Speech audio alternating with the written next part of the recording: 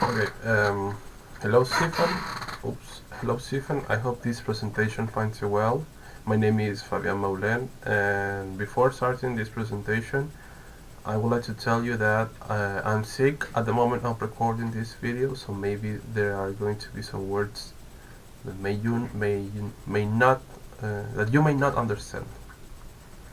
Okay, so the approach for the research will be activity-based group work, or it is known also as peer group activity-based learning. Um, it has been demonstrated that the use of this approach in English language classrooms, in especially with young learners, that they have influence in the perception of different cultures, of the different cultures, not only in themselves, in their own culture, um, and also the development not only of their second of the L2 language, but also their mother tongue language structure, as they become aware of how language structure works. Um, However, well, that's for one hand. On the other hand, the object of my research is is the strategies to implement this activity, or to enhance. I'm sorry, to enhance students in this with this approach, because in the Chilean national curriculum, it is expected that students learn based on the communicative approach. This approach, well, it is important to know that this approach has been implemented in this. Uh, I'm sorry, in this classroom, in this class that I'm going to conduct the research, and it works, and it worked very well, perfectly well.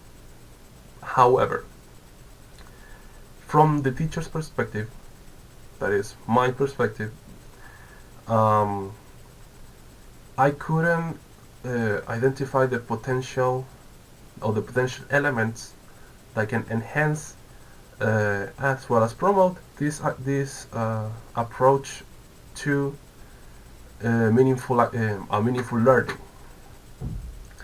But students receive this activity very well. I'm sorry, this approach very well. So that's why I decided to identify um, identify strategies to um, to promote this type of activities for students to have a meaningful learning, as I said before. So the three main literature that influenced my thinking is activity-based learning for statistics using practical applications to improve students' learning, which is a research conducted by Stephen Turkmark and Alexander Weiss.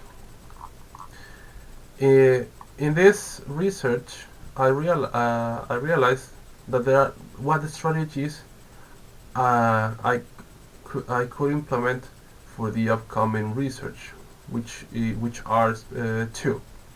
The first one is to have different inputs so that students have their own capacities, or their own active role in their own learning process, rather than asking questions to the teacher all the time.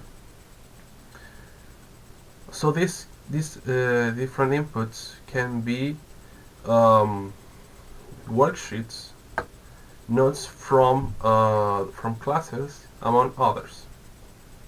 What I expect from this strategy is that students, as I said before, have their own capacity to work in groups collaboratively, so that they can have their own understanding of how the content as an example, the content is. I'm fully aware that there are content, especially for kids, that cannot be taught purely on theory.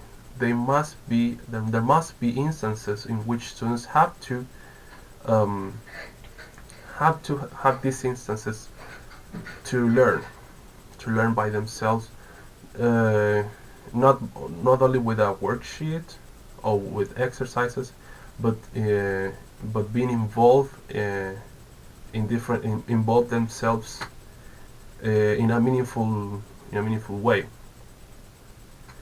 The second one is Vygotsky's zone of proximal development. This is one key perspective for activity-based group work, because Vygotsky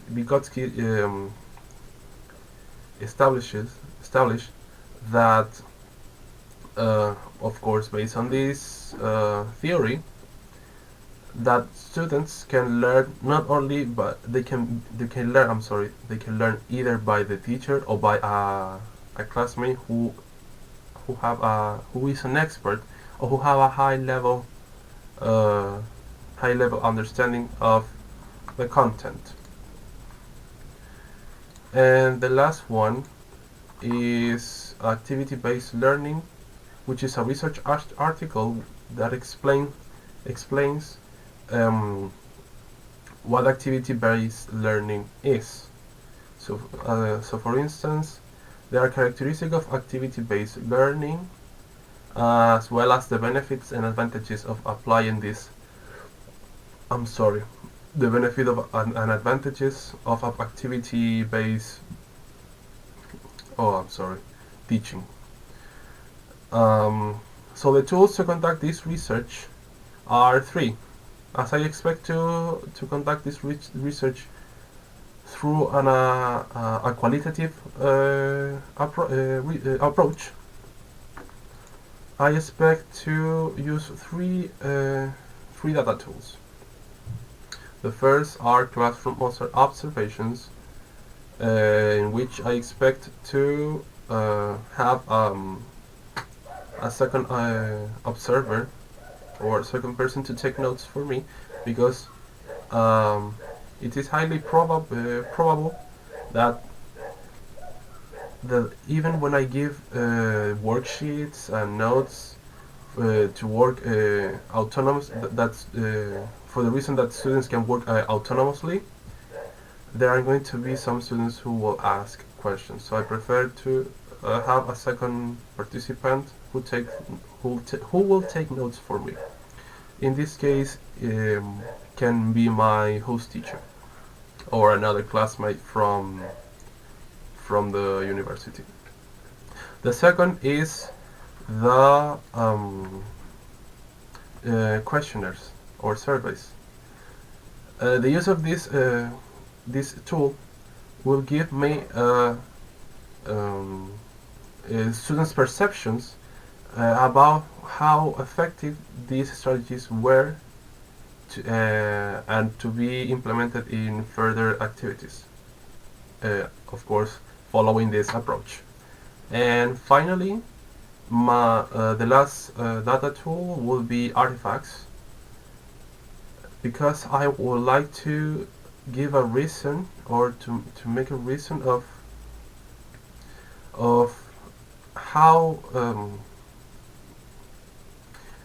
how this activity was either successful or unsuccessful.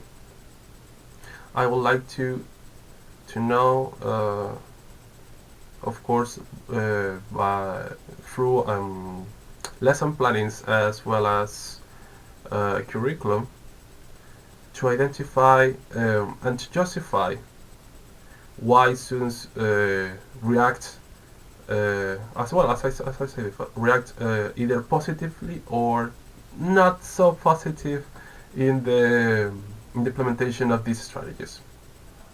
So that is my presentation. Thank you very much.